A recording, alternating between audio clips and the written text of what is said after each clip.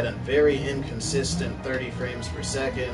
The graphics were not really all that, you know, detailed where you would expect it to have such a jerky frame rate or whatever. It just seemed really weird. Like, it was almost like the developers tried to play it safe with the design of the game so that they could ensure a solid, smooth experience, but they still failed somehow. I mean, the particle effects and the various different things that they had going on in the game, it's not like that should have taxed this new hardware that much to where it couldn't even run. I mean, cel-shaded graphics, simple animations, nothing really all that complex here, aside from Knack himself, which has all the different particle and physics effects. But again, these are not things that are new to gaming as far as I'm concerned. Yes, they were a little bit, you know, beyond the capabilities of the PS3, but at the same time, it's not like a world of difference. It didn't look like a generational leap, in my opinion. But hopefully they have rectified those issues since then. Hopefully they, you know, they're a little bit more comfortable with the hardware and the processing power. Yes, I am playing this on the PlayStation 4 Pro on a 65-inch 4K HDR Sony display, so I expect to see all of the details and improvements that they have made over the years. So, in any case, don't feel weirded out because I'm not going to be totally immersed in this demo. I mean, this game was pretty simplistic as I remember it as far as the controls are concerned. The story and all that, I don't really care too much. I mean, it's kind of a kiddie game in the first place. I've got something else I actually want to talk about as I play this, and you'll know about it soon enough. Let's see, HDR, that's an option in this game. I had no clue. That's pretty cool though. Now, because this TV is HDR, and because I'm running my PlayStation 4 Pro through my stupid receiver, which is not HDR compliant, I have a little bit of a wall to go through. But if I have the TV set to HDR mode, I can usually tweak the video or brightness settings to usually reap the benefits of the HDR setting or HDR, you know, on the TV itself. But again, with this being a cel-shaded game, I don't really see a significant amount of detail being revealed by a feature like that. But I'll just try it out later on for shits and giggles. But I'm not about to go back and forth through the menu to figure that out. See, 30 frames per second mode. Frame rate varies depending on the complexity of the scene. We'll leave it as it is. High resolution mode, that's what I want to see. And subtitles on, please. And let's move on.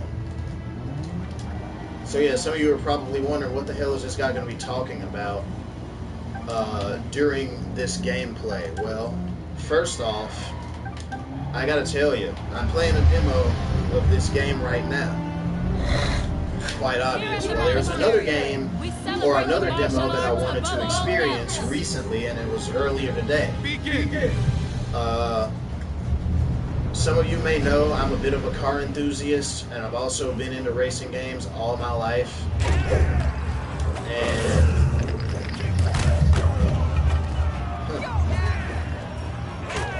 I've always been into racing games and stuff. So, as you know, Gran Turismo Sport, holy shit. As you know, Gran Turismo Sport is pretty much, if you have a PlayStation 4 and you're into racing sims, you've definitely heard of Gran Turismo Sport lately, right? Well, they recently released a demo that you can try out that has a few of the core features of the game available for you to try, and I actually downloaded the demo. Now, sadly, I was unable to play it immediately because I'm currently in the process of getting settled into a new apartment, and I've got a full-time job, and yeah, I just didn't really have time to get into the game at the time that it was originally released in demo, right? So now it is Friday, just a few days after the release of the demo, and sadly, I boot the game up, I got the stream going, I was talking a little bit about the game while I went through some of the settings, and then I went to save the settings, or I exited the menu, and it said, "We're sorry, but right now, Polyphony Digital servers are going through, and you will not be able to save your game." And I was like, what? You can't even fucking save the game if the console's offline? Are you serious? So, I mean, it's pretty obvious at this point the game's really geared for online experiences only. It's not really, there's almost no meaningful content in there for offline players, and there is no offline campaign to be had. So that's kind of sad, and that's really what I wanted to talk about in this video right here. It's just the sad lack of offline content, and that seems to be a trend over the past, I don't know, what has it been now? I mean, 4 years? We've seen more and more games kind of have this online-only presentation, these online-only features, and it really kind of sucks because that's really where a lot of these major games are going. And some people could say and argue, well, the reason it's online only is because people don't care about offline content, but that's not the case.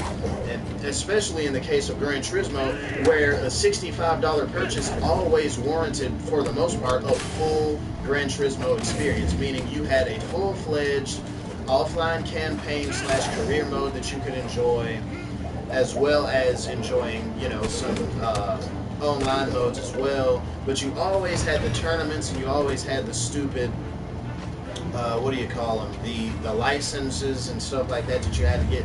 Didn't really care too much about the licenses, by the way, but that's a topic for another day, honestly, because I could go on and on forever about that and not really scratch the surface of what I really want to talk about. Just the fact that they decided to go for online only with this game. I mean, at its core, this is an online only game. If you're not playing this game online, you're getting 10% of the overall game. That's it. Now, if that doesn't fucking kind of bring forth some sort of concern, a feeling of concern out of most of you gamers out there who have been fans of the series, then something's definitely wrong with you. You must be on some sort of sedative or something, because let me tell you something. That's dangerous. A $65 purchase for a game that only gives you 10% of the overall experience, and I'm not joking. We're talking about arcade mode only, and not even being able to save your game settings. I couldn't even save my picture settings that I made in the game from off the menu. The game basically told me, yeah, you can't save the game because you're not connected to the server. I mean, the hard drive is like locally stored, is built into the PlayStation. You mean to tell me that they can't make a game save anymore? What the? I don't know, man. I'm just a little nervous about that. It just seems really strange that in this day and age, this so-called cutting technology that we have now is totally gimped by the stupid server-based bullshit. And yeah, it's really annoying. I've never fucking, you know, in my entire life thought that we'd come to a point where games went backwards when it came to overall features. I mean, Jay, I know you're from kind of a different gaming,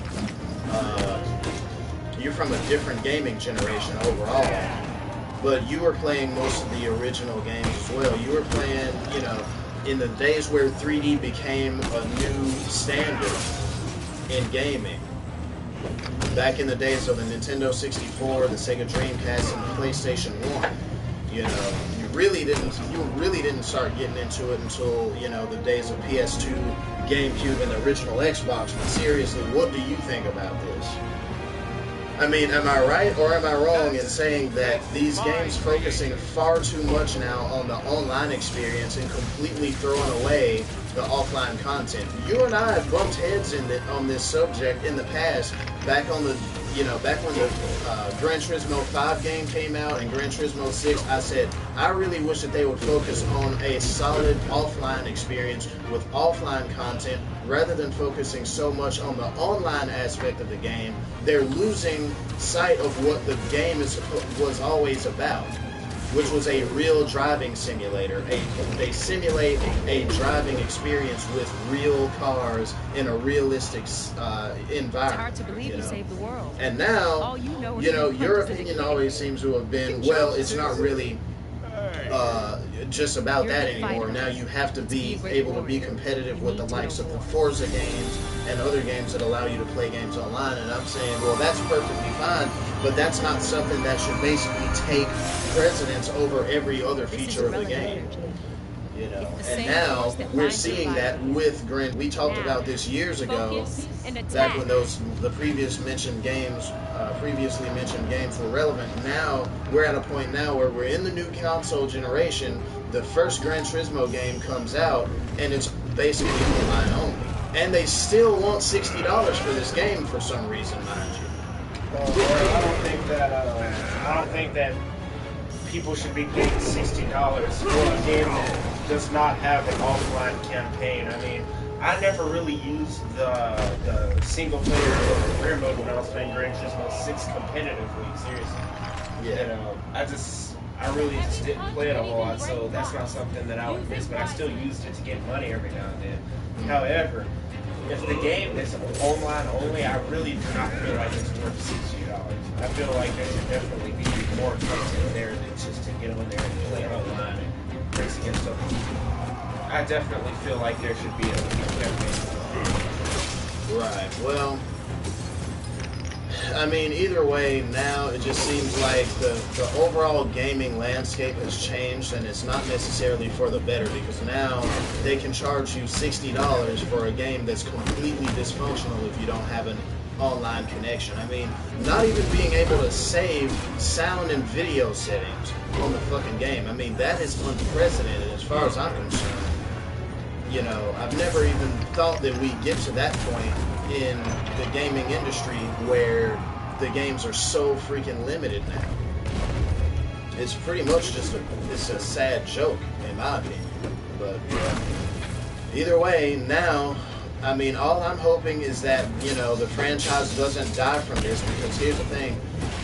People complained a lot about the previous games being half-assed, and yes, they were half-assed. Gran Turismo 5 and Gran Turismo 6 were largely recycled versions, or, excuse me, they were chock full of recycled content from the previous game. Gran Turismo 4 had a staggering amount of cars in it, but the problem is a lot of it was just copied and pasted blatantly from the older version of the game, from Gran Turismo 4. So it's kind of crazy seeing that now, you know, in Gran Turismo 5 and 6, where a lot of the cars are just basically copy and paste jobs. I think a lot of people complained about that. So now Polyphony Digital goes and says, well, look, we've decided to strip everything bare, we're starting over from scratch, and this and that. We've only got a handful of cars in there compared to what we used to have. So there's that. But then again, now they also go with, what is it, just online only gameplay, which is really sad. I don't know, man. I don't think I'm alone when I say this. There are a lot of people who will probably say the same thing. I've actually looked at a recent Digital Foundry video where they talked about HDR and how the technology really changes the game and the overall visual experience and the presentation. And a lot of people are collectively saying that, you know what, we're just probably going to skip this game. And, you know, you look at their reasoning behind it, it's like there's no real meaningful offline content to enjoy. It's pretty much just arcade mode, and unless you want to play the game online with other people, you may as well not even get put the game in or purchase the game at $60. So they're telling me that at its core, this game is barely even worth like $20. That's pretty crazy. You know, if you're like me, and I don't know, man, like I said, I'm a hardcore fan. Yeah, I'm a hardcore fan of the series, and I was very disappointed and very disheartened to see what they did with the previous versions of the game. I feel like they went backwards in so many ways with the previous versions. Now to see them, you know, excel in the visuals department, but then fail so miserably with everything else, I don't know, dude. I don't know. I'm worried. I don't know if this is going to basically be the death nail in the coffin, the final, you know, nail in the coffin of the series, or if this is something that's going to, you know, set the tone for the rest of the franchise. I have no idea. But in any case, that's really all I got to say for now. I don't know. I said a whole lot more about this before, you know.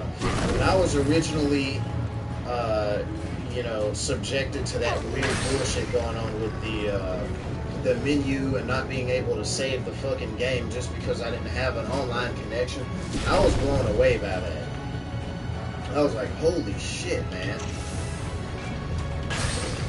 Now I can see, you know, I'm seeing the future. You won't even be able to boot the game online. And it's already like that. You know, I remember Sony back in the days when they had, right before the release of the PS4 and Xbox One, how Microsoft, they had to really backtrack big time because of all these anti-gamer features that they had in the Xbox One. And then Sony basically comes out and just says, yeah, well, we're not doing any of that, and everybody fought over to Sony. Well, I don't know that that's going to be the case anymore, sadly. And here's the reason why. Because you disconnect your PlayStation 4 from the internet, and you turn it on, you log into your account or whatever, and you try to play those games. Because it's not able to go in and handshake with Sony's servers or whatever, you're basically screwed. You're not even able to play any of the downloaded content that you bought. The only thing you can do is play a disc-based game, and that's pretty much all you got. The amount of control that Sony and both Microsoft now have over your gaming experience. Now look at Steam on the other hand. On my PC, if I'm not connected to the internet, I can still start Steam in offline mode, and I can still pretty much play any game that I want to without having to worry about, oh, well, it has to handshake with the Steam servers to verify my account and make sure that I'm registered and all this and that, you know. Not so on the PlayStation, though. On the PlayStation, if you don't have an internet connection, same thing for the Xbox. If you don't have an internet connection, you're pretty much screwed.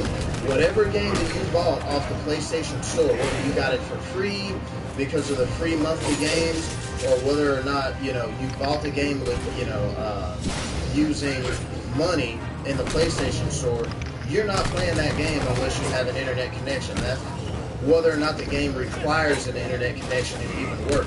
Your account relies on an online connection in order to verify all the software on the hard drive. So, you know, that's just a sign of the times, man. And, you know, there are a lot of other gamers or a lot of other YouTubers out there who have put up videos talking about it. And, you know, you take USA is definitely one of those guys. He basically said, yeah, you know, it's only a matter of time before games are pretty much digital only. It'll be a streaming service. And the only way you can play those games is with an internet connection, and you don't even own the game anymore. It's not even a disc. It's just, you know, you go to a stupid web store and you play the game. I didn't want to believe that, but it sure as fuck feels like that's where it's going now. And if you know, like I said, with the setup that the PlayStation 4 and Xbox One currently have, there's no way around it. You're either online or you're not playing, and that's kind of pathetic. And it's not the same way with music. People want to argue all the time, oh, well, music is the same way. You have to have iTunes, you have to have, I don't know, Google Marketplace or whatever in order to play or enjoy your music collection. No, that's not so. You can still go into Walmart, Target, and purchase a hard copy of any movie or almost any album that you want, and you can take it home, you can pop it into your computer, you can pop it into a portable disc player, a DVD player, or whatever, and it will work, period. It will always work. It will always be yours to listen to whenever you want to. Not the same thing with video games anymore now, because they have to, your account is all bound to a stupid account, and you have to freaking connect online in order to even access the game content. That's sad. It's absolutely pathetic. And that's basically the demo right there. I know I was sucking pretty bad at it, but overall, I think it was pretty good. I'll probably get it. This version of the game, the second Knack 2, is basically a $30 or $39 game now, so that's not really too bad. I think the first one, people were irritated at the pricing of the original because it was like $60 for a cartoony kind of kiddie game. But I don't know. I'd have to look and see. I mean, you look at Lego games, there's not much more. Well, maybe there is a little bit more content in those games, but they're still largely simplistic, children-oriented games. I don't really think those games should really be $60 either, but I'm pretty sure that all Lego games have always been either $49 or $59 at launch. So, in any case, that's the demo. I hope you could deal with my ranting, but that's about it. Well, actually, that's not about it. This is just the main menu. I'm going to continue to talk about it because it's driving me insane. And now that I actually have the controller out of my hand, I can actually talk about this for a second. It just fucking scares me. Think about this. Gran Turismo 5 Prologue has more content than Gran Turismo. I'm going to repeat that. Gran Turismo Prologue. I'm going to actually look that up real quick. Because if I'm not mistaken, Gran Turismo Prologue had more functionality. I mean, if you weigh the two together, okay, maybe there may be like 20 more cars, 50 more cars in Gran Turismo Sport than there was in Prologue. All right, maybe there's an extra dozen tracks in Gran Turismo Sport versus Prologue. But look at which one functions more offline. Gran Turismo Prologue, there's far more offline content to be enjoyed than there is with Gran Turismo Sport. Gran Turismo Sport is basically a glorified, what would be the perfect comparison? Look at a game like Evolve. Compare that to a game like, Halo. You get a full offline campaign experience and you get a robust online experience versus a game like Evolve, where the game is barely even functional unless you have an online connection, right? Gran Turismo Sport doesn't even allow you to save game settings without an internet connection. How fucked up is that?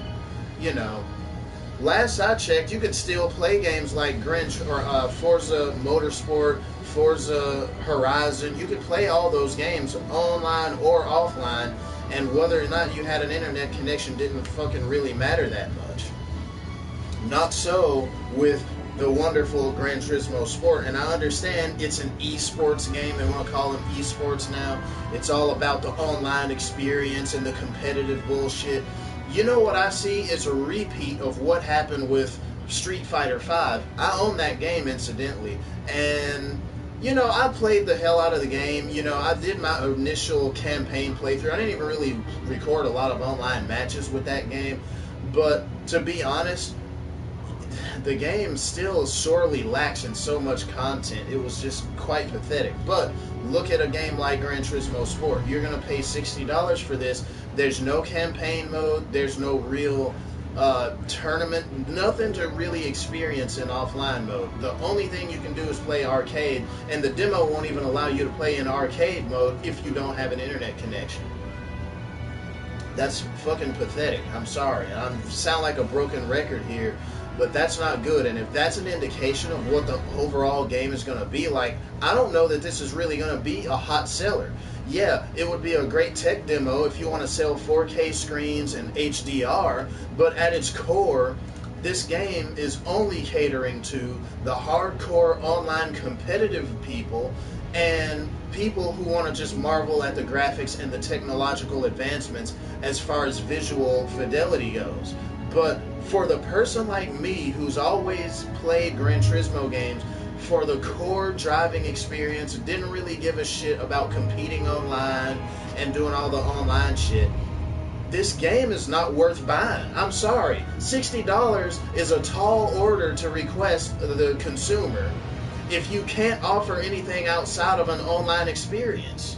It feels to me like this is a huge step backwards. Yeah, you can talk about the graphics, you can talk about the lighting, you can talk about the tweaks and the various adjustments they've made to the physics engines and all this other stuff and all the great things that they've done. But what did they actually do to give you an actual game? It's a glorified tech demo at the end of the day, and it took them this long to come out with it. I'm going to tell you right now, I'm actually insulted as a consumer that they tried to foist this upon the consumer right now. Like I said, the game's beautiful to look at. I feel like I've already experienced the whole game just by watching other people talk about it on social media and in various YouTube videos. I feel like I've seen the breadth of what the game is.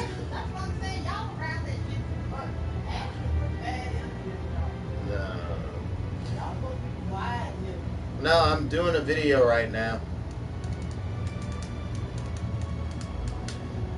But the end result is, I think people are going to be largely disappointed with the game. The presentation is spot on. The visuals are great. The sound quality, I'm sure, is hugely improved over the previous ones. They don't sound like vacuum cleaners driving down the road. But the sad thing is they didn't put any real content in this game other than online-based content.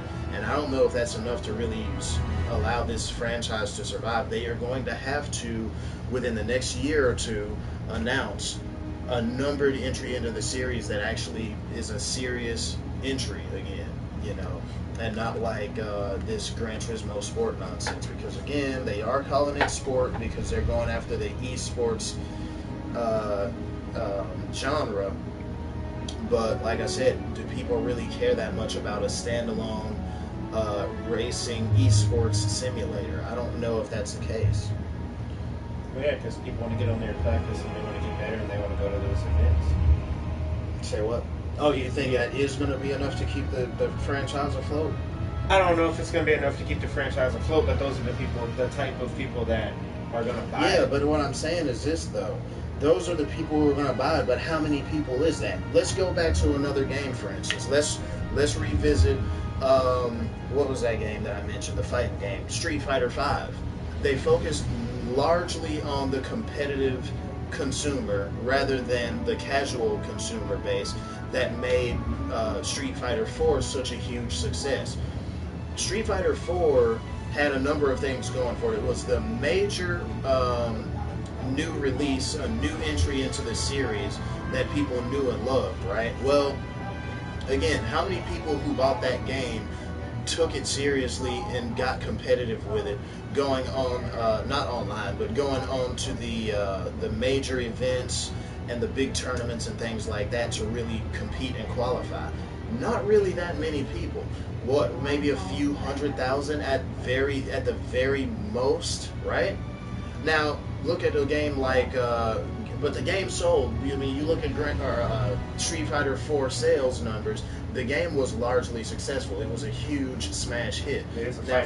Now, fast forward to Street Fighter 5, a game that had virtually no offline content aside from a stupid arcade mode and a very limited amount of characters that you could play the game with. And the stupid online stuff. I mean, of course, if the game already had online, but look at what happened. Look at how poorly received that game was compared to the fourth one. And again, it comes right back to core content. It lacked the content that the fourth version, like, oh, don't pay attention to all the naysayers and this and that. The game was great and blah, blah, blah, and this, that. That's all bullshit. Now, you can debate whether or not the game to the casual consumer that didn't really give a shit about taking it seriously and trying to become a pro-level player who played in tournaments. The game was not good, period. So you gotta take all of that into consideration. The game sold very poorly compared to Street Fighter 4, Ultra Street Fighter 4, and Super Street Fighter 4.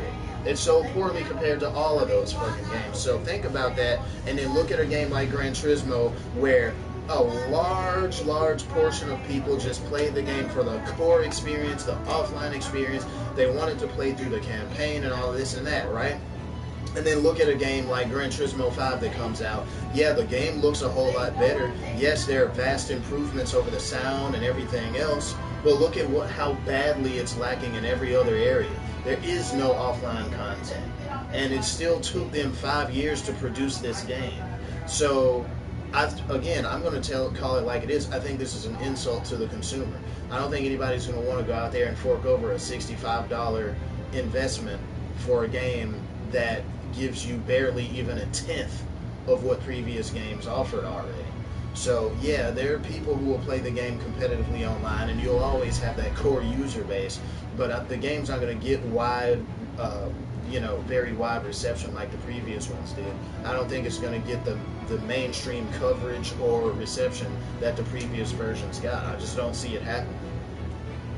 The game's lacking in too many different departments to be a really viable experience. I think if you want a really good driving experience offline, you might as well play a game like Drive Club. Drive Club has more to offer than that, because it is what it is. It was meant to be an arcade style driving game where you can do that stuff. But I don't know, man. Like I said, sure, the game's gonna be fine online competitively or whatever, and all of that, but if you don't have an internet connection and you're not looking to compete online, you might as well not even get the freaking game.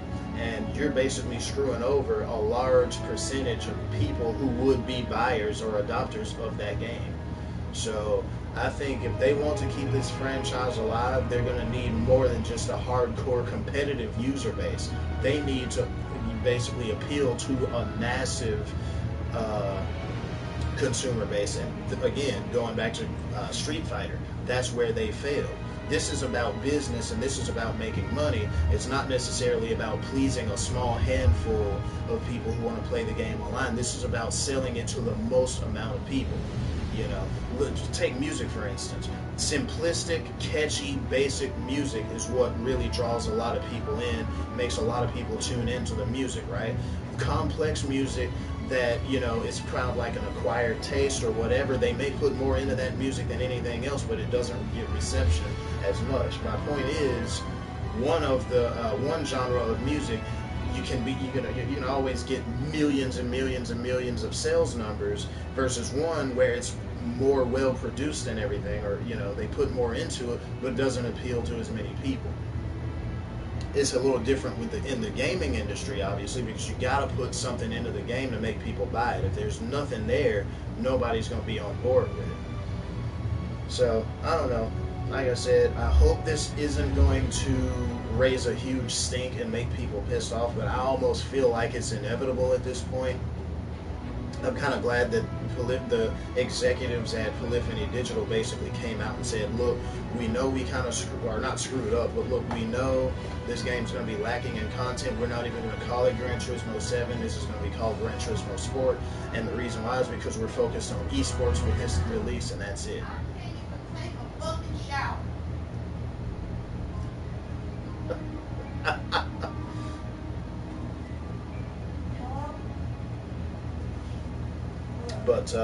But yeah, that's really, that's my opinion on it. I've always held Gran Turismo in the upper echelon of racing simulators and driving simulators. Yes, you've got project cars, and yes, you've got some other games as well, but when you think driving simulator, what the fuck? You look at the previous boxes of Gran Turismo, what does it say on the front of the box? The real driving simulator. It's about a driving experience. It's a driving game. It's not just a typical arcade racer. It's not just, this bullshit.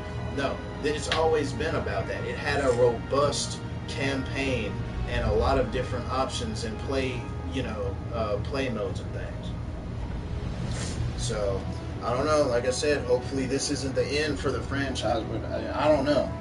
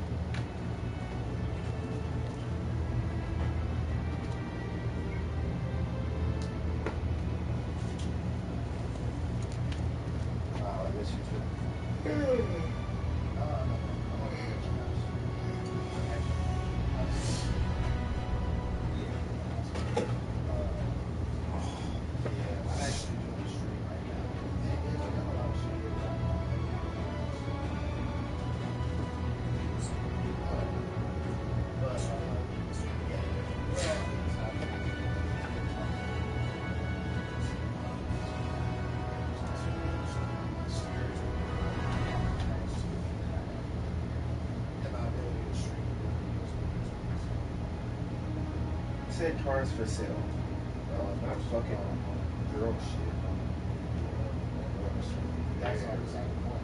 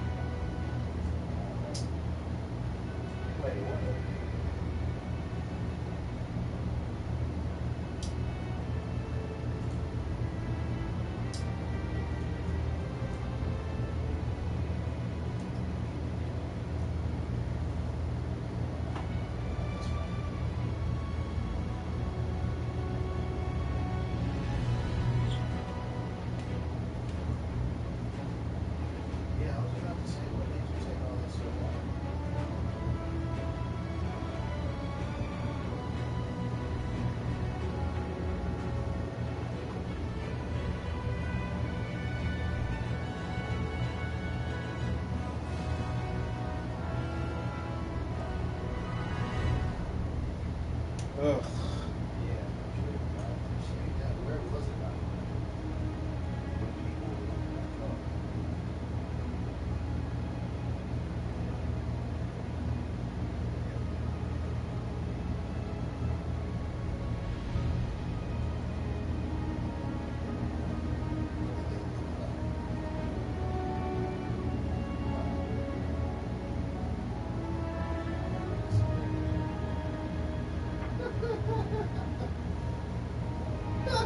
I know.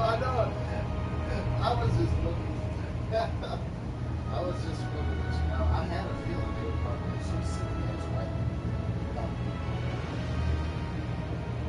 What?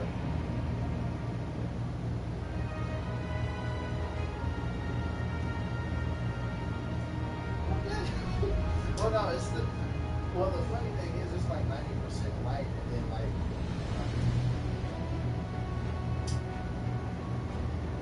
What kind of fucking abuse did he put that car through? Fucking fucked up gaskets, fucked up clutch. What the fuck is that? Alright.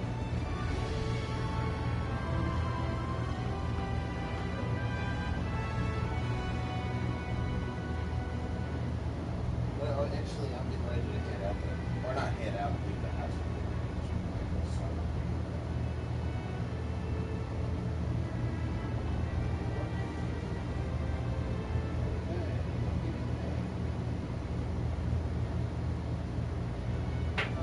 By the way, did you get paid already?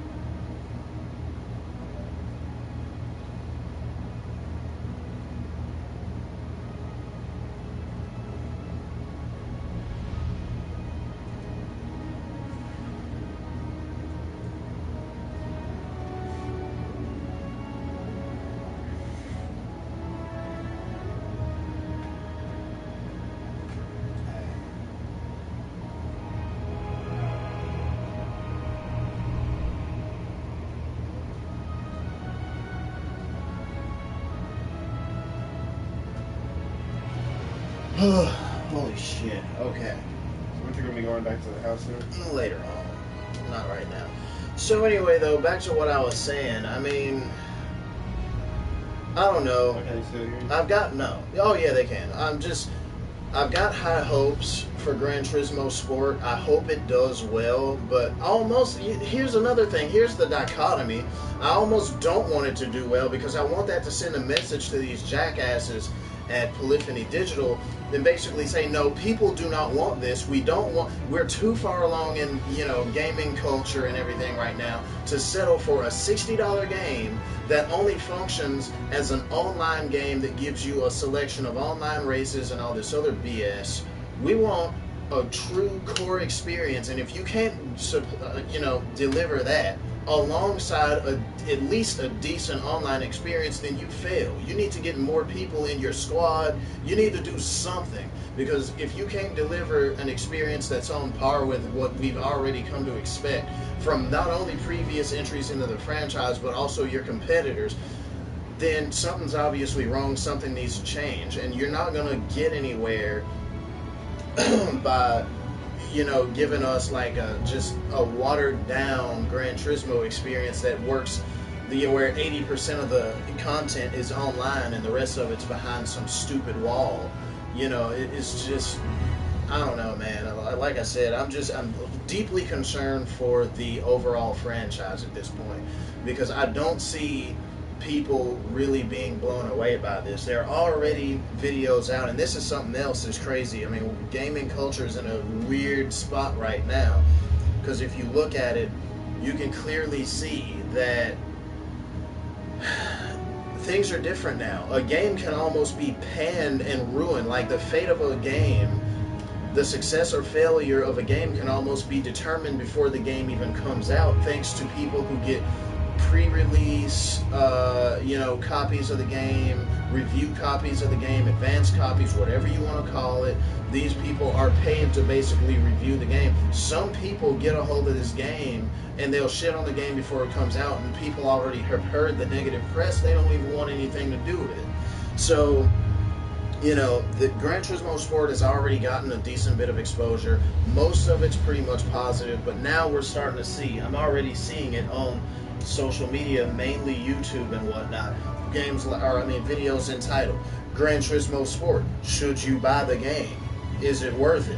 And everything else. And I can almost guarantee you, beyond the shadow of a doubt, clicking on this video, I guarantee you this guy's going to be like, yeah, if you're wanting a standard classic Gran Turismo experience, don't even waste your money, because you're not going to get it. You're going to get an arcade version with the Gran Turismo engine, and that's it. You're not going to get any meaningful content. You're not going to be able to earn currency. You're not going to be able to do anything unless you have an online connection and you're ready to play against other people.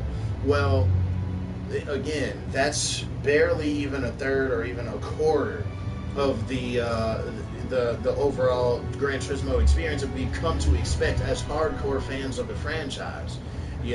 Competition is not necessarily what drove Gran Turismo. The competition's always part of it, but at the same time, the core content being a very, very large-scale and immersive career experience was one thing, and then being able to play against other people, whether it was couch competition or whether it's online competition. I don't know, but that's all I gotta really say about this. I'll probably splice and edit this video or some shit at some point, but right now, that's really all I got to say about it, without really repeating myself beyond what I've already done. I'm concerned about this because, like I said, I don't want to see this franchise fail and fade into obscurity. I want to see this game, the franchise, reach that level of greatness that it once was. It was synonymous with quality, and it became synonymous with fucking laziness during the PS3 era, and now it's like synonymous with fucking trickery and just fucking, cash grabs and bad business practices, So, anyway, that's it. That's all I've got to say about it. Hopefully the game isn't, that bad. Perhaps they can release more. Look at what they did with Street Fighter V. They did come out with a story mode later on down the road. Perhaps they can really... That's fucking horrible. I hope that that's, again, doesn't set the tone for games to come, but it looks like it's going that way. But perhaps they can release later on in the form of maybe DLC or as an update, something that fixes the lackluster experience by adding in a full offline campaign / career mode. But that remains to be seen. I can't wait to see what the mainstream reception is like, because that's going to be very telling. And I've already got a couple people that I know of personally who will be playing this game seriously to see, what it's all about, what does it have, what does it offer. And they're like me. They're very, very skeptical. They're very cynical. They're not going to bullshit around and mince words and try to, have some kind of watered down opinion on the game. They're going to be serious about it. And I really can't wait to see what they've got to say in regards to this new Gran Turismo Sport game that they've come out with. Hopefully within a year of this game's release, I'm hoping by the same time next year, we get an announcement from Polyphony saying, okay, I hope you guys like the Gran Turismo Sport experience. We're coming out with a full-fledged Gran Turismo 7 in the next year or two, and this is going to be the way to play. But again, it's screwed up because we've waited 5 years for this game to come out almost. The PS3 came out in, 2013? Or at the end of 2013? Yeah. Not bad. And it is now 2017, where this is the twilight of 2017 here, and they're already tossing around rumors about PlayStation 5 and all. Well, at this point, I don't know, man. I don't know. It seems to me like these companies would rise to meet the demands now. On the level that we're talking about, you need more than just 20 guys working on the damn game, right? So you'd think that they were them to do it back in the days of the PlayStation 3. Think about that for a second.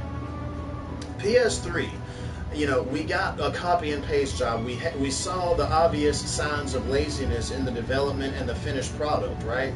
So wouldn't you think that at that point it would be time to grow your company to meet the demands of these new development cycles and shit? Or you seriously are that stubborn and stuck in your old ways, you think you can still produce a AAA title with a handful of guys for a crew? It just doesn't work that way anymore, and they're going to have to put their money where their mouth is. But whatever, that's it. I'm done. That's the end of this transmission. Catch up with you guys later. Very fucking disheartened about this. What was saying about Kazunori not being able to